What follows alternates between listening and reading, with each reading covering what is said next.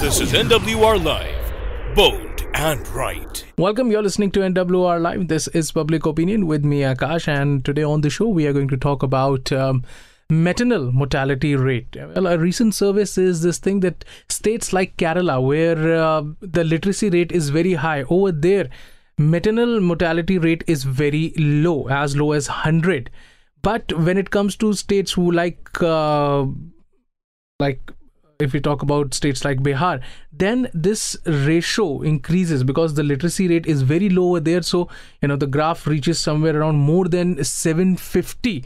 So that is a very grim situation in certain states. And today on the show, we'll be talking to some female activists and and a former member of Family Planning Association. Would be asking her that how are things changing and what are the steps that the government has taken, and apart from education and literacy, what are different other factors that are responsible for MMR. So first of all, we're going to talk to Rinzu. She is a female activist. And let's find out that, what does she feel about this thing? That is literacy the only matter because of which there is a high rate of MMR, or there are some other factors also involved in this? Hey, Rinzu, welcome to the show. Hi. Hi, Rinzu. Thank you for being on the show. Yeah, thank you for inviting me. Yeah, so Rinzu, tell me this thing that, very alarming results, if this survey is to be believed, that if we talk about some certain states like Kerala, where the women literacy rate is around 95%, then the MMR, which is the maternal mortality rate, is less than 100, which means like for every 1 lakh birth there are less than 100 women dying during the pregnancy related causes. But if we go about in a state like Bihar, where the literacy rate is below 70%, then the MMR reaches 350. So I just want to ask you that, why is that so? How education is directly related to MMR? See, firstly, when you educate a girl, she comes to know more about her needs and her needs for the body, like nutrition, birth spacing, contraception. Right. These things are when in a state like Kerala, it is a small state with a high population, but because of the high literacy rate, right, and good healthcare system, the healthcare system has been good from times immemorial, right, because of the education system. Women are women know what is good for them. So right, the very first step towards reducing this is to reduce child marriages. Right. Right. Because when a child who is there are girls in the age group of 14 to 19, right, who get married, right, they are actually trapped in poverty and lack of basic healthcare facilities, right, because they already give birth in this age, and then even if they survive this pregnancy, right, then what happens is they live with poor health conditions, right, for the rest of their life. Right. So since they're not educated, they know nothing about what are their nutritional needs, how they should fulfill those nutritional needs, what should be done to space birthings. Right. That is, पहले और दूसरे बच्चे के बीच में कितना spacing होना चाहिए. बिल्कुल. How many kids should be there? How many kids can her body give birth to? Right. लेकिन ऐसा नहीं है कि right, because we were talking about a lot of different reasons behind these mortality rates, but the thing is that हमने हर बार, मुझे याद है हम लोग जब छोटे थे तो टेलीविजन पे we get to see all of these ads which were run by the government saying this thing that हर बच्चे के बीच में इतना distance होना, इतने ईयर का गैप जरूर होना चाहिए and everything like that. But क्या आपको लगता है कि this is just जो हमने टीवी पे ऐड देख लिया बट उसका कोई रिपल इफेक्ट नहीं होता है? Because most of these ads, this is what, as people bred in cities and towns, we got to see this, and having been born into educated families. Right. But in many parts of India, many women That is, 25% are living. 25% are having anemic conditions. In the age group of 15 to 19, which means that these girls get married early. Right. तो उनके parents को पता नहीं है that they should be educated. It's only after 18 that their body can go through a pregnancy. तो ये जो चीजें हैं वो rural areas में बताया नहीं जाता है because there is no education. The parents are not educated. So that shows up to the kids because since the parents are not educated, they know nothing about what it is to have good health conditions for their daughters. They are pushed into child marriages. Child marriage is one of the main reasons. There are many other reasons, of course.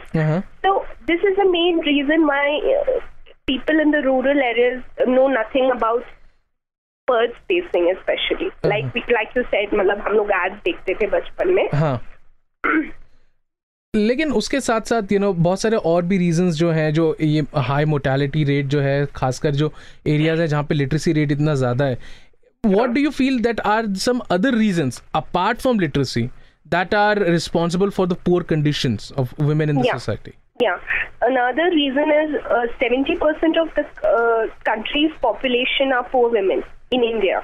Okay. So 455 million of the poor in South Asia are living in India. Okay. That is an alarming rate. एक तो India's population is very large, and on top of that, the women are the most affected. So what happens is they are the people who are susceptible to maternal death and morbidity because they don't come from there as it is. They are poor, right? And that leads to the fact कि उनको अच्छे healthcare conditions नहीं मिल रहे. तो they are not able to afford reproductive health services. Okay. Basic जो hospitalisation है, जो मतलब जैसे हमारे दिल्ली या बॉम्बे या बैंगलोर जैसी जगहों पे, it's not a big deal for a pregnant woman to get hospitalised. ठीक है, at least she gets an access to the government hospital. But in rural areas hospitalisation is also a big concern. So that causes a lot of debt to the family, financial debt. So what do you they do is they take the help of dyes. The old world women who used to carry out pregnancies at home. Right. And these dyes are the women who bring out the baby. So वो जो है वो conditions are not hygienic. Right. They are not well trained in what they are supposed to do. That is the reason that MMR is very very high in rural areas. So don't you think that ऐसा नहीं होता है क्योंकि हमें याद है कि we have also I've been talking to a lot of doctors, तो एक पर्टिकुलर पीरियड होता है कि उनको जाके रूरल एरियाज में भी सर्व करना पड़ता है. But most of these doctors actually don't do that thing, that they actually leave the comforts of the city and go out in the rural areas of the country and perform their duties to the much needy people. So isn't that don't you think that there might be some strict and harsher laws by the government ki at least jo free services hain, medical services and proper medical services should be provided to the people? Yes, see, most doctors who are educated, who know their trade well, right, they want to stay in the confines of the cities and the towns, right, where people are more educated. They are cleaner. They maintain a certain standard of cleanliness, and they know about how to maintain their health. Right. जो rural areas में लोगों को पता नहीं होता है. See, the sad part is that the government is spending just less than 1% of its gross domestic product (GDP) on healthcare, which leads to very less, जो हमारी पॉपुलेशन के हिसाब से बहुत insufficient है हेल्थ केयर के लिए. उस वजह से होता क्या है कि एक तो there are lack of good hospitals and healthcare facilities in rural areas, number one, due to which the doctors are not willing to go from here or from anywhere for that matter and work in the rural area. Right. And then secondly, वो conditions ही नहीं मिलते उन लोगों को, उनके लिए investment ही करने को कोई नहीं है, तो फिर what happens is they can't afford private hospitals. Right. So that because of that they cannot they are left behind. Then they have to rely on traditional means like the dye, the dollars as they say. But let's be honest about it, ऐसा तो है नहीं कि हमारे देश के सभी लोग खाना नहीं खा रहे हैं. Right, everybody is eating, but the alarming fact is that women don't have an access to nutritious food in comparison to male members of the family. ऐसा क्यों हो रहा है? ऐसा इसलिए है क्योंकि women do not from traditional times what used to happen was men were given education, men were given good food, because the family used to think कि the man is the person who will go out of the house and will earn money. Right. So he will have to do physical labor. Right. What people think is कि women are there at the home, they will take care of the house, they'll clean the house, cook. उसके लिए मतलब अच्छा health होना जरूरी नहीं है. Which is actually the contrary. Which is actually contrary to the situation. Exactly. See, good health is important for both the man and the woman. Right. Person doing physical labor as well as the person who's doing domestic labor. Domestic labor को India जैसे country में कोई importance नहीं दिया जाता है. Right. But the fact is कि more than the physical labor, जो reproductive labor के लिए good nutrition होना बहुत जरूरी है. Right. Like I remember an incident, we used to have a maid who was very, very thin. So we used to, and then she developed some medical complications. Right. And my mom she helped her with since she was working in a government hospital at that time. So she helped her with the issues, with her issues. And one day she came back and she was thanking us for helping her. So we asked her out of curiosity, तुम इतनी पतली क्यों हो? This is the main reason, because you have anemia. Right. She used to tell us कि हमारे गांव में हमारी शादी से पहले हमें इतना अच्छा खाना नहीं दिया जाता था, क्योंकि बोला जाता था कि हमारे भाइयों को पढ़ाना है, उनको बाहर जाके काम करना है, तो उनको ज्यादा. And कहाँ से थी आपकी ये जो मेड थी, कहाँ से थी ये? हाँ जी. मेड जो थी ये आपकी कौन सी रीजन को बिलोंग करती थी? She came from UP. She came from UP. So वहाँ पे मतलब उनको ये बोला जाता था कि भाई क्योंकि आप लड़की हैं और आपको ब्याह के दूसरे घर जाना है. The only thing you're supposed to do is be at home. Right. Do the domestic labor, give birth to babies. These in places like UP and Bihar, they think कि बच्चा पैदा करना काफी आसान है. तो उसमें शरीर में the body doesn't need nutrition. But right. That was wrong. So what happened is these women become anemic by the time they get married. Oh. And they give birth to babies. And ऐसा नहीं है कि वो 1-2 बच्चों को पैदा करती है. They have 4 or 5 kids. Right. So they lead to, ultimately what happens is it leads to anemia. And worst case में, they have to be hospitalized. But in her case, she was not hospitalized, of course. Right. So this is one incident I remember from the past. Right. और ऐसा कोई incident अभी आपको देखने में if you've been out and talking to people and somebody shared a story like this कि उनके जानने वालों में या फिर some maid of theirs or anybody like that has faced any problem like this? अभी I had recently gone to Vardhman Mahalvi Medical College for making a report. Okay. तो वहाँ पे भी मैंने कुछ पेशेंट्स से बात की थी.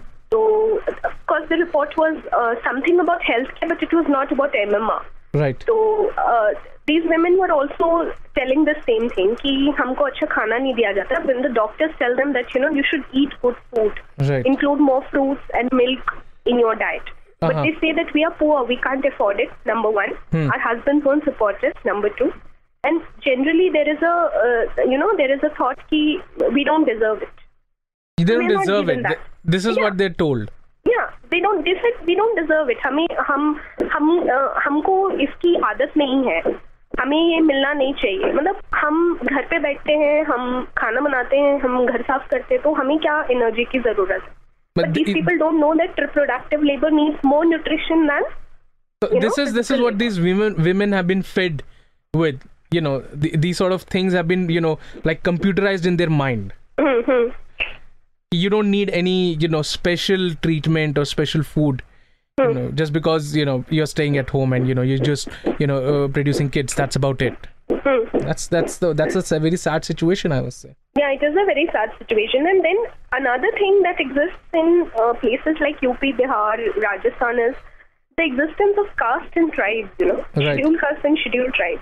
These people are the worst suppressed in those areas because there is an accumulation of power by a few groups, like the landlords. Right. And they are the people who have the political marginalization. Right. What they do is they will, and it's a cultural phenomenon also. So what they do is they make sure that all the good healthcare facilities and good living conditions are provided to them. Right. And people belonging to the scheduled caste and scheduled tribes don't get it. And women, as it is, are a suppressed lot. And what happens is they do not get access to good food, which leads to malnutrition, hunger, poverty, Right. and unhygienic. And then another reason is the unhygienic living conditions. जैसे कि अभी ये बदाऊं में rape हुए थे, क्यों हुए Right. थे? Because Women don't have toilets there. Right. You know? No sanitation, And proper Yeah, sanitation. they don't have access to clean water. Right. So this is another important thing that leads to a lot of infections post pregnancy.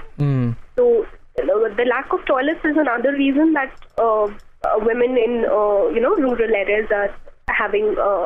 So it is issues just like not. MMR, It is just not the high MMR. literacy that is the biggest problem. It is not the literacy. Literacy is the biggest problem.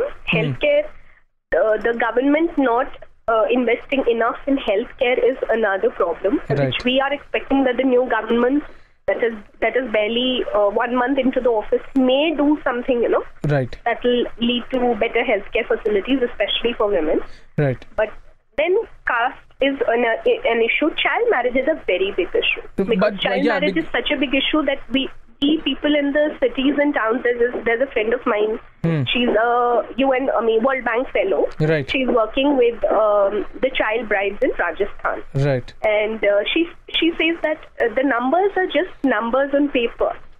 Right. Child marriages happen जैसे कि हम अपने क्या कहते हैं जब वो शादी का सीजन आता है तो वी सी दीज बारात going out from the area. हाँ. उसी तरीके से राजस्थान जैसी जगह पे every marriage is a child marriage, so you don't know the numbers.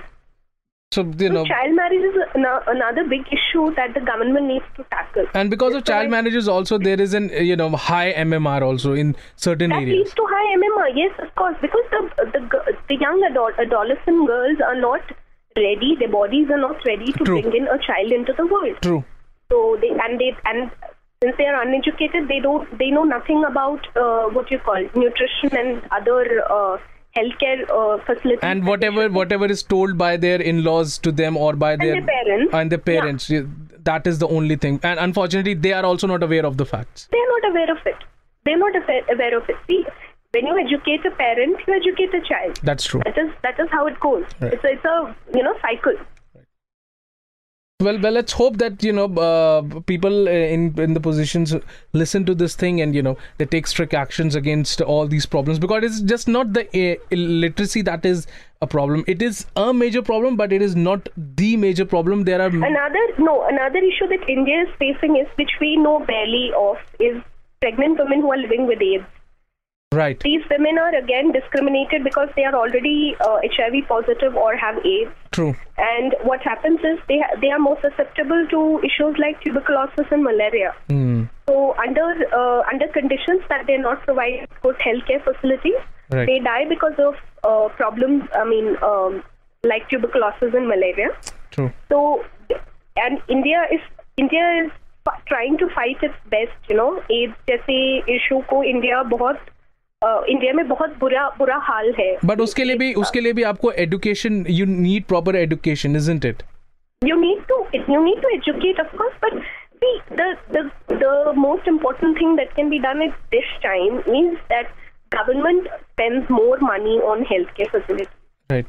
That's something that the government can do. Right. Education तो step by step procedure है. वो तो मतलब सालों में आएगा. 5 साल के बाद हम शायद एक difference देख सकें. Right. इमीडिएटली गवर्नमेंट क्या कर सकती है, बजट आ रहा है, हेल्थ केयर के लिए ज्यादा फंड्स रिलीज करेगी तो कुछ हो सकता है. Otherwise if we will educate people, that will only be seen in the next 5 years. Right.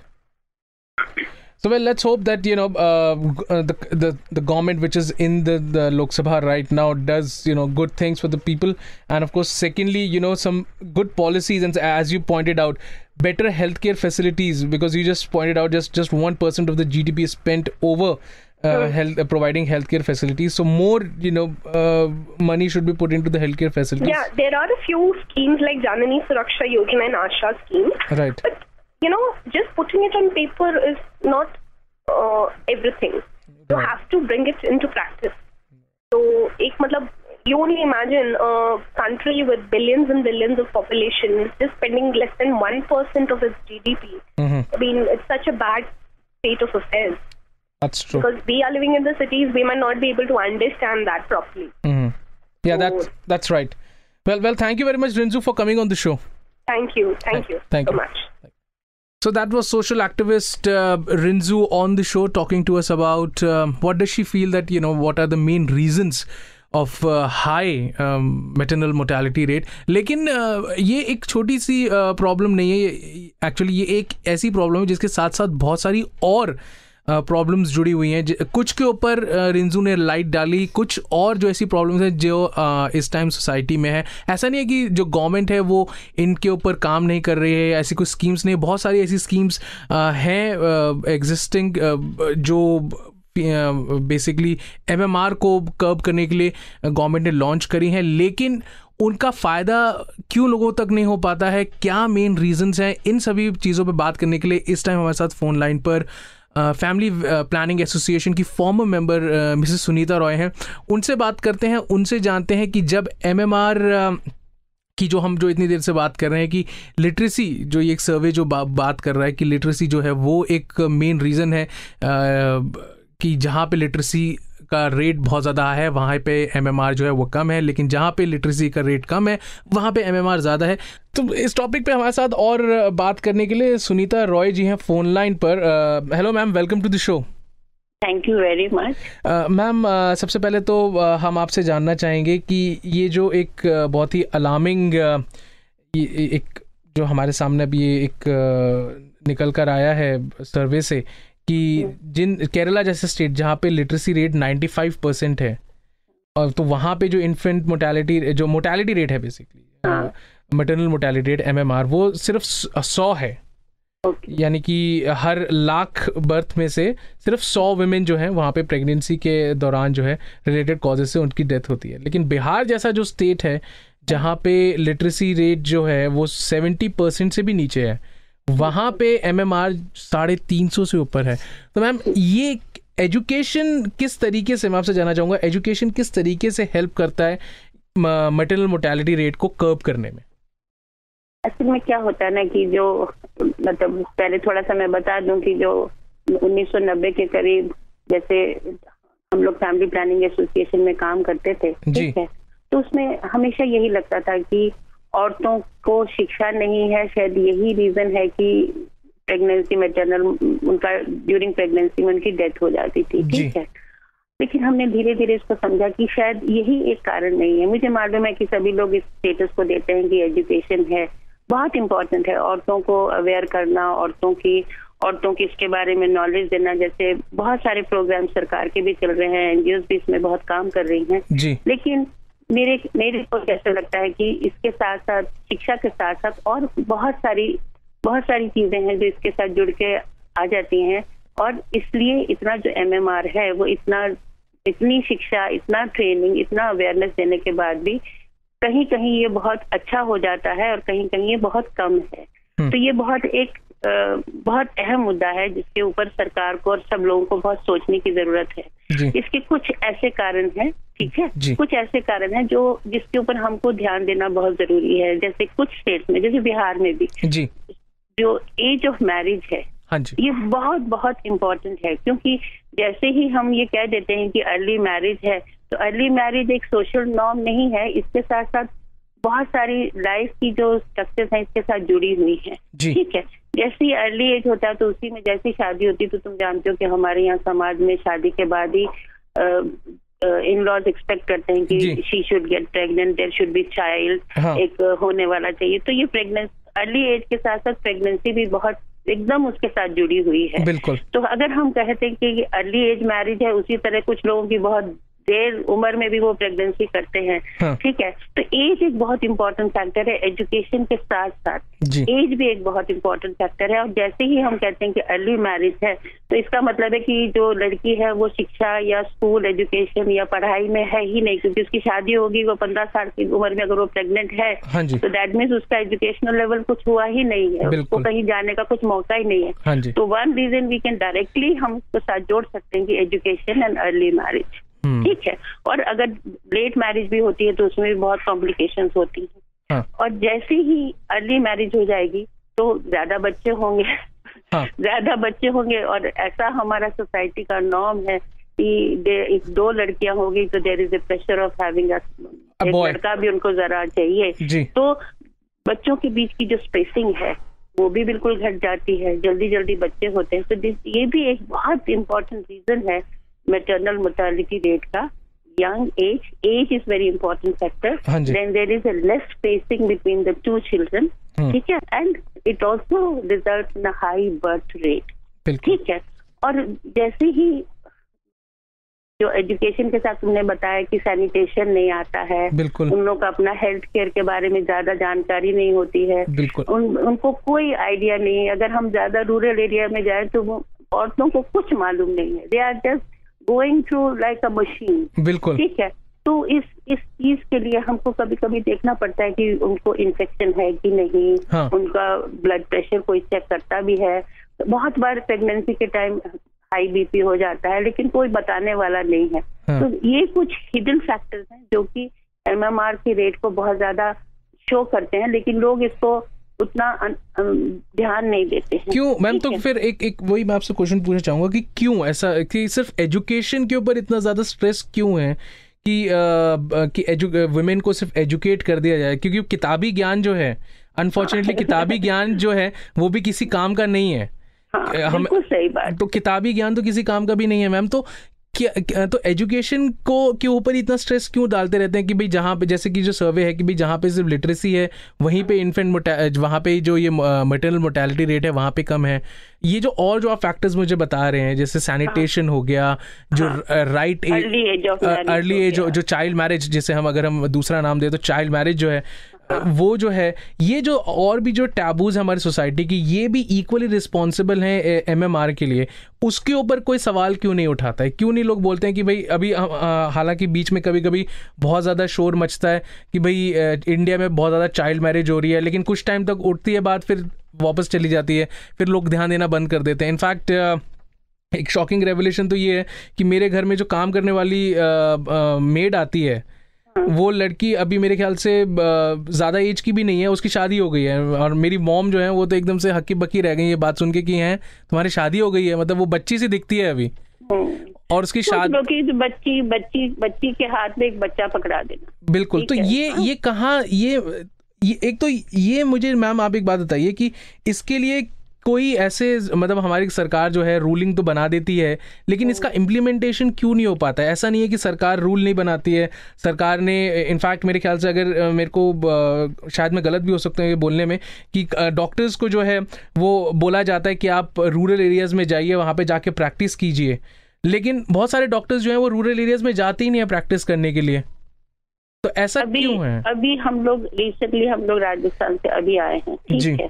और अगर हम लोगों से बात करके जो हमको समझ में आता है कि जो सरकार दावे करती है कि यहाँ अस्पताल है, यहाँ ये है, डॉक्टर जाते हैं, कुछ कॉम्प्लिकेशन है तो वो घर घर जाते हैं, नॉन एग्जिस्टेंट, बिल्कुल नॉन एग्जिस्टेंट।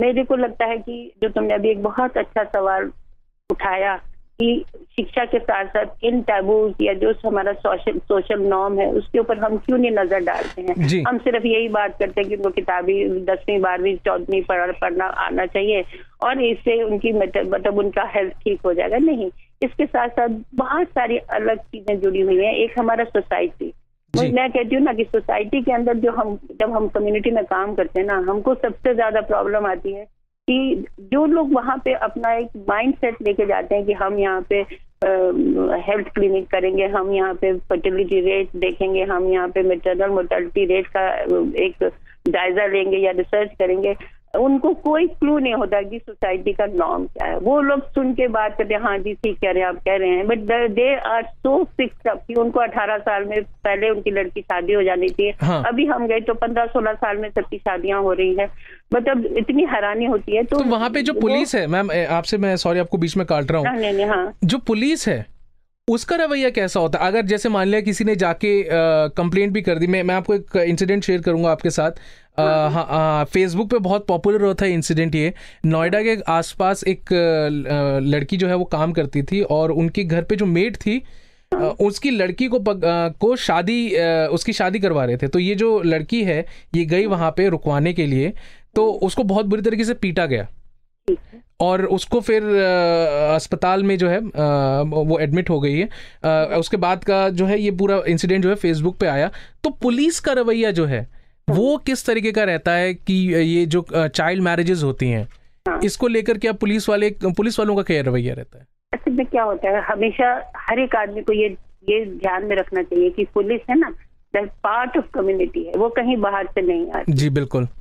तो अगर हम कहें कि अगर हम पुलिस वाले को जाके शिकायत करेंगे और वो कुछ इम्पोर्टेंट स्टेप लेगा, आई एम सॉरी, क्योंकि वो सारे उसी स्ट्रक्चर में ढले हुए हैं। हाँ। और उनको यही मालूम है कि यही नॉर्म है, यही सोसाइटी है, यही होना है। तो वो मोस्टली क्या करते हैं, वो निगोशिएशन का काम करते हैं और वो समझाने की कोशिश करेंगे। और अगर एक या दो, जैसे तुमने अभी इंसिडेंट बताया फेसबुक का, तो उन लोगों को पीट पाट के धक्का मार के बाहर निकाल देंगे। सो मैं ये सिर्फ तुम्हारे को ये बताने की कोशिश करूँ कि अगर हम जब बहुत बड़े बड़े सेमिनार या कॉन्फ्रेंसिस में बात करते हैं कि education is equal to less maternal mortality rate, तो आई थिंक उन लोगों को ये समझना चाहिए कि ये एक फिगर है, ठीक है, एक नंबर है, लेकिन ये हर एक जगह के लिए लागू नहीं हो सकता।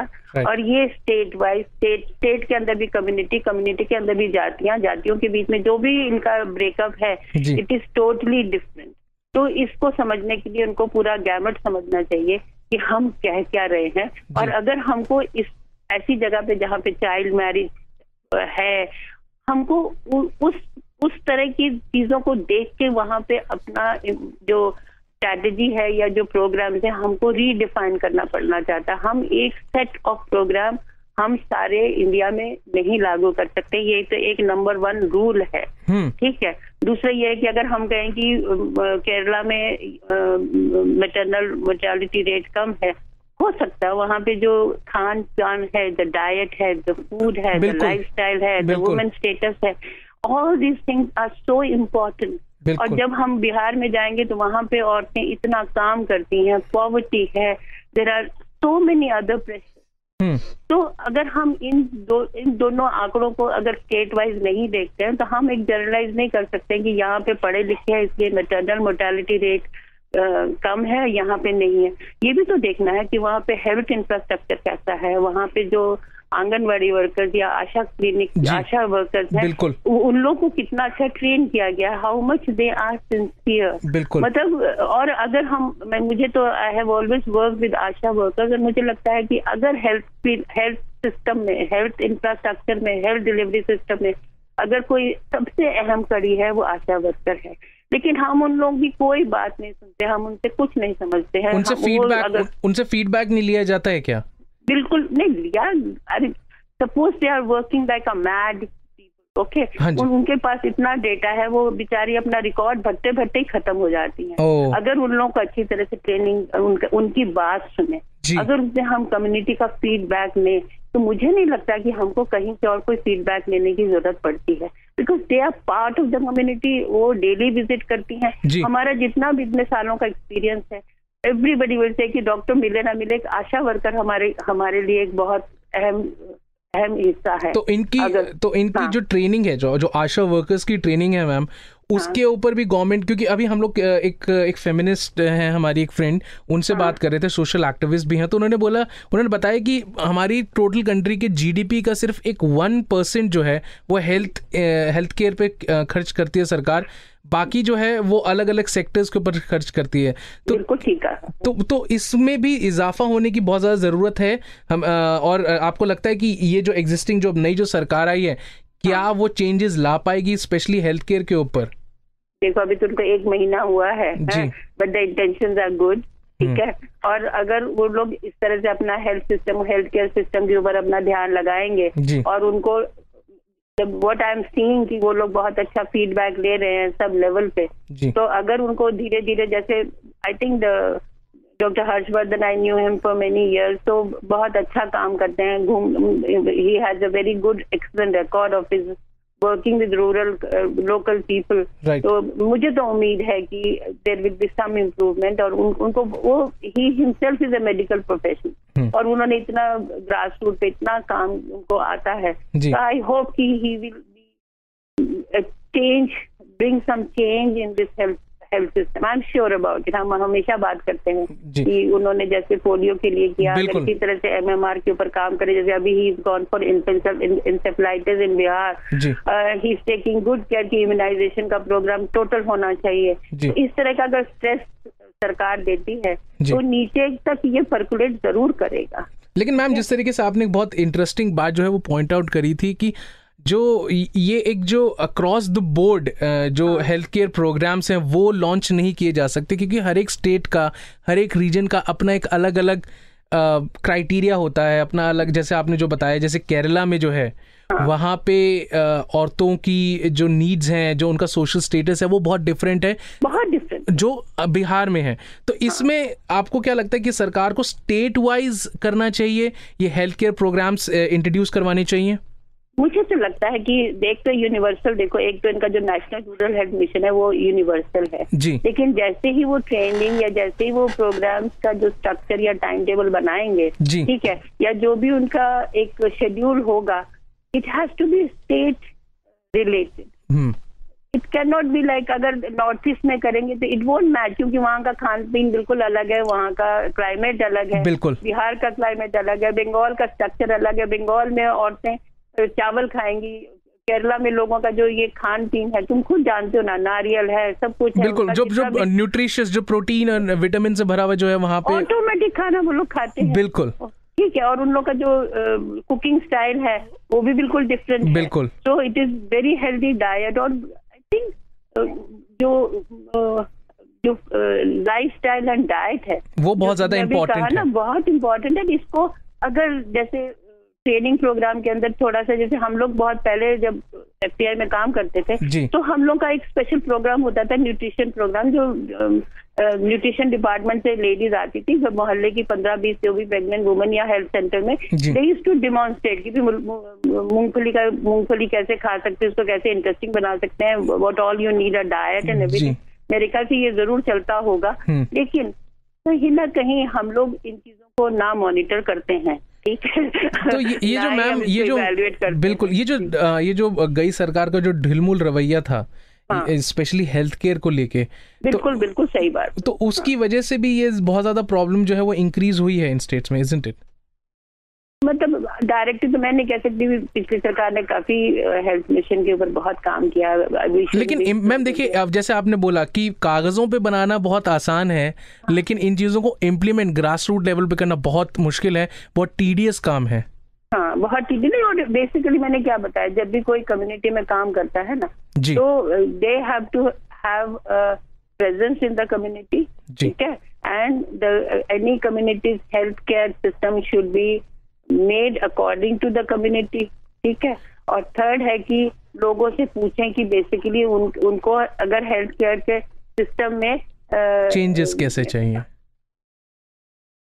तो मुझे लगता है कि इन सब चीजों की बहुत जरूरत पड़ती है कि उन लोगों को कैसे क्या करना है। बिल्कुल मैम, एक आखिरी सवाल आपसे जानना चाहेंगे कि ये क्यों होता है हमारे, खासकर हमारे देश में, कि ये जो न्यूट्रिशियस फूड का जो कंपैरिजन है, कि जहाँ पे औरतों को एक्सेस नहीं मिल पाता है न्यूट्रिशियस फूड का, लेकिन जो मेल मेंबर्स होते हैं सोसाइटी के, फैमिली के, उनको इजीली प्रोवाइड होता है, ऐसा क्यों? अगर you just said you talked about your mother ना, right, तो अगर अपने मदर को ही रिफ्लेक्ट करके देख लो, या उसको किसी भी वुमेन इंडियन सोसाइटी में देख लो, तो आई थिंक उसका पहला काम होता है कि जो भी अच्छा खाना है वो अपने हस्बैंड या बच्चों को देगी, ठीक है। ये जो हमारे अंदर एक माइंड सेट है कि हम लोग अपनी हेल्थ का केयर ही नहीं कर पाते, ठीक है। अगर हम अपनी हेल्थ का केयर ही नहीं ना करना चाहते हैं, ना ही हम करते हैं, और ना ही हम करने की सोचते हैं, तो इसको चाहे तुम कितना भी ट्रेनिंग दे दो, ठीक है, इट इज वेरी डिफिकल्ट, हमारा माइंड सेट। तो इसमें हस्बैंड या मेल मेंबर का बहुत इम्पोर्टेंट अहम रोल है उनको भी इस तरह की ट्रेनिंग देनी चाहिए कि अगर आपकी वाइफ प्रेग्नेंट है तो you should, the male member should also look after the women. ये जो एक हमारे सोसाइटी में कमी है, मेरे ख्याल से ये जो तुमने अभी बताया कि खान पीन और ये, और इतना पॉवर्टी है, where is the food, right. अगर आप बाहर जाओगे तो जहाँ लोगों से पूछोगे तो लोगों को तो खाना ही नहीं मिलता खाने के, चाहे जो कितना भी बोल दे अंत्योदय या योजना ये वो है, मतलब it is the shear extreme poverty in interior villages, ठीक है। तो अगर वहाँ पे अगर हम बात करते हैं कि आप प्रोटीन का खाना खाइए, वो खाना खाइए, it's like a joke, it sounds like a joke, जिनको 2 टाइम का खाना नहीं मिलता है, ठीक है। तो जो पहला क्वेश्चन ये है कि हमको अपने जो थॉट प्रोसेस है, ठीक है, हमने सोचा है कि हमको MMR कम करना है। MMR कम करने के लिए हमको अर्ली चाइल्ड मैरिज को देखना है, ठीक है। उसके साथ उनका स्पेसिंग के बारे में।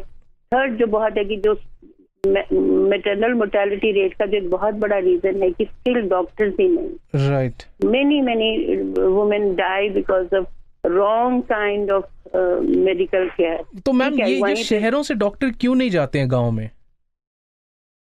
जाते नहीं हैं बिकॉज आई थिंक, मतलब ये because I have a very, तुमने बहुत एक पर्टिनेंट क्वेश्चन पूछा है कि जो स्कूल का, जब हम बात करते हैं ना, स्कूल में टीचर्स क्यों नहीं आते हैं, हॉस्पिटल में डॉक्टर्स क्यों नहीं जाते हैं। नंबर 1 कि डॉक्टर्स अगर वही का कोई लोकल आदमी को अगर वो वहाँ पे अपॉइंट करे तो ये 75-80% प्रॉब्लम सॉल्व हो जाती है। अगर यहाँ से बिहार से लेके उत्तर प्रदेश से डिस्ट्रिक्ट ही इतना दूर है कि the man has to travel up and down, और अगर वो वहाँ रहता है उसकी फैमिली का रहने की व्यवस्था नहीं है।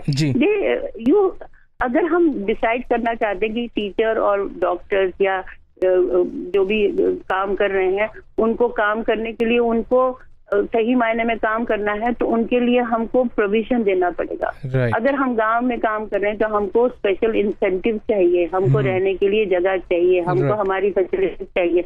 मैं नहीं कह रही हूँ कि सिटी वाली फैसिलिटीज, बट एक नॉर्मल ह्यूमन, बट एक बेसिक ह्यूमन फैसिलिटीज जो हम बोलते हैं, proper sanitation, proper drinking water, साफ रहने की जगह, ये सब जो है वो तो इंसान को प्रोवाइड करवाई जाए। तो अगर डॉक्टर्स या टीचर्स को ये वहाँ पे प्रोवाइड करें, तो मुझे नहीं लगता है कि अगर वो डॉक्टर वहीं रह रहा है या आसपास रह रहा है तो patients will have a direct contact. So I think this issue of pregnancy and having a healthy baby, it is a very important question, and I'm very glad that you took up this subject, and I hope whoever is listening, they must realize that there are some direct and indirect factors which are influencing them, and we cannot एक दिन में कुछ भी change नहीं। बिल्कुल, थोड़ा time लगेगा, लेकिन डेफिनेटली हमें उसके आगे बढ़ना पड़ेगा। आगे बढ़ना है। चलिए, बहुत बहुत शुक्रिया ma'am, thank you very much for coming on this show. Thank you very much. तो सुना आपने किस तरीके से सुनीता रॉय जी ने भी उन्हीं लाइनों पर बात करी जिन लाइंस पे थोड़ी देर पहले जो हमारी सोशल एक्टिविस्ट थी रिंजू ने, उन्होंने भी यही बोला कि एजुकेशन जो है या लिटरेसी जो है, हम सिर्फ वही एक बेंचमार्क नहीं बना के रख सकते कि अगर कोई एजुकेटेड है, अगर वहाँ पे लोग पढ़ रहे हैं तो ही वहाँ पर ये जो मैटरनल मोर्टेलिटी रेट है वहाँ पे कम होगा, ऐसा नहीं है। हर रीजन की, हर स्टेट की अपनी अपनी प्रायोरिटीज़ होती हैं। तो जो सरकार है उसके सामने एक बहुत बड़ा टास्क है इस टाइम। नरेंद्र मोदी जी ने अपने कैंपेन के दौरान फीमेल रिफॉर्म्स की बात करी हैं, और ऑफ कोर्स सब लोग बहुत इंतज़ार कर रहे हैं किस तरीके से जो इस टाइम हमारे देश में हमारी महिलाओं की जो हालत है, चाहे हम सिक्योरिटी की बात करें, चाहे एम्पावरमेंट की बात करें, चाहे रिफॉर्म्स की बात करें, सभी मामलों में सब लोग चाहते हैं कि अब जो नई सरकार आई है सख्त कदम उठाए, ऐसे कदम उठाए कि आने वाले समय में या जो इस टाइम हमारे देश में महिलाओं की दशा है उसमें एक अच्छा परिवर्तन आए। और सेकेंडली, एजुकेशन के साथ साथ ये बहुत सारे जो अलग मैटर्स हमने बोला, चाइल्ड मैरिज हो गया, बर्थ कंट्रोल हो गया, ये सब जो मैटर्स हैं हालांकि प्रिवेलिंग हैं, लेकिन ज़रूरत है कि अब ग्राउंड लेवल पे एक सशक्त तरीके से इन पे काम किया जाए और देखना होगा कि आने वाले समय में किस तरीके से सरकार जो है, अभी हालांकि बजट भी आ रहा है, तो जैसे ये बात बहुत अच्छी तरीके से पॉइंट आउट करी गई थी कि हमारी जीडीपी का सिर्फ 1% जो है वो हेल्थ फैसिलिटीज़ के ऊपर दिया जाता है। तो ये भी देखना होगा कि आने वाले बजट सेशन में क्या होता है, किस तरीके से बहस होती है और कितना बजट जो है वो हेल्थ इंडस्ट्री में दिया जाता है, क्योंकि हम कुछ रूमर्स तो हैं ये कि 100% एफडीआई हो सकता है डिफेंस में, लेकिन डिफेंस के साथ साथ ये भी ज़रूरी है कि हेल्थ फैसिलिटीज़ हमारे देश में और आए, और मेरे ख्याल से हेल्थ सेक्टर में भी एफडीआई की बहुत ज़्यादा ज़रूरत है। तो यहीं पर आज का हम शो समाप्त करते हैं और सुनने के लिए बहुत बहुत शुक्रिया। आप सुनते रहिए NWR लाइव। आप सुन रहे थे पब्लिक ओपिनियन आकाश के साथ। This is NWR Live, bold and right.